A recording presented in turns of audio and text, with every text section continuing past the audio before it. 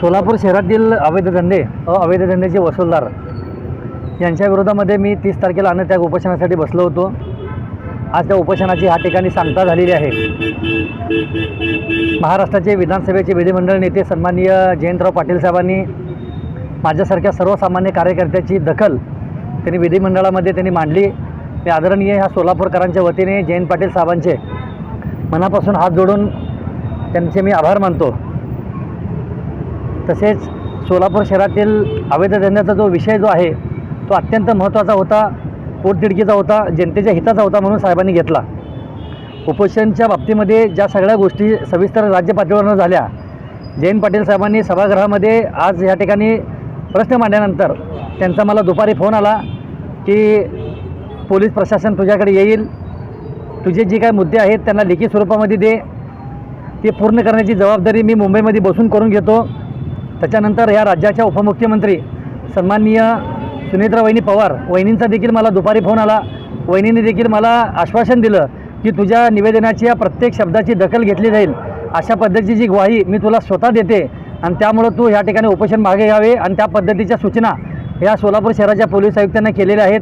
आज त्याच पद्धतीने माझ्यासोबत कायम पाठीशी असणारे सन्माननीय सोलापूर जिल्ह्याचे जिल्हाध्यक्ष उमेशदादा पाटील, आमदार संजयजी बनसोडे साहेब यांनी देखील वेळोवेळी मला मदत केली। तसेच आपल्या सोलापूर शहराचे माजी पालकमंत्री सन्माननीय दत्तात्रय मामा भरणे यांनी देखील पोलीस आयुक्तांना सूचना केल्या, बनसोडे साहेबांनी देखील पोलीस आयुक्तांना सूचना केल्या।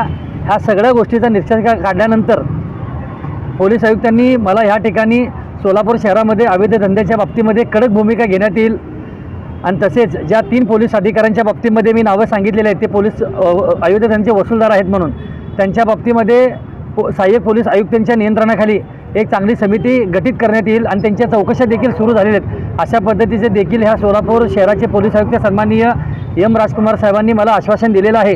सगळ्यात महत्त्वाचा विषय असा आहे की सोलापूर शहराचे कर्तव्यदक्ष पोलीस आयुक्त एम राजकुमार साहेब, पोलीस उपायुक्त सन्माननीय प्रीतम यावलकर साहेब हे एक चांगले कर्तृत्ववान व चांगले अधिकारी आहेत। त्यांच्या वर्दीचा, त्यांच्या पदाचा मला अभिमान वाटतो, मला मान वाटतो, परंतु त्यांच्या खात्यामधील जी काही 3 पोलीस अधिकारी जे आहेत हे भ्रष्ट अधिकारी म्हणून या सोलापूर शहरामध्ये काम करतात। त्यांच्या ह्या तिघांच्या कृत्यामुळे या सोलापूर शहरामध्ये पोलिसांच्या खाकीला कुठेतरी तडा पोचवण्याचं काम होते, अशी दखल त्यांनी घेतलेली आहे आणि मला सन्माननीय पोलीस आयुक्त साहेबांनी त्या पद्धतीचं आश्वासन या ठिकाणी देण्यासाठी त्यांचं शिष्टमंडळ या ठिकाणी आलं होतं। सहाय्यक पोलीस आयुक्त सन्माननीय खुर्री मॅडम, क्राईम ब्रांचचे PI सन्माननीय अरविंद माने साहेब, तसेच सदर बाजार पोलीस स्टेशनचे PI लखडे साहेब, ह्या तिघांचं शिष्टमंडळ येऊन या ठिकाणी मला ह्या ठिकाणी आश्वासन दिलेलं आहे। त्यांच्या आश्वासनाच्या बाबतीमध्ये मी ह्या ठिकाणी विश्वास ठेवून आणि माझे वरिष्ठ महाराष्ट्रामधले जे काही नेते आहेत, सन्माननीय 6 वेळा अर्थमंत्री आणि कॅबिनेट मंत्री राहिलेले सन्माननीय जयंत पाटील साहेब असतील, आमचे आदरणीय वहिनी साहेबांनी देखील मला स्वतः वहिनीने सांगितलेलं आहे की तुझ्या निवेदनाच्या प्रत्येक शब्दाची दखल मी स्वतः उपमुख्यमंत्री कार्यालयामध्ये बसून मी बैठक लावते, मी बैठक घेते आणि तुझा विषय मी संपवते, अशा देखील मला विश्वास दिलेला आहे।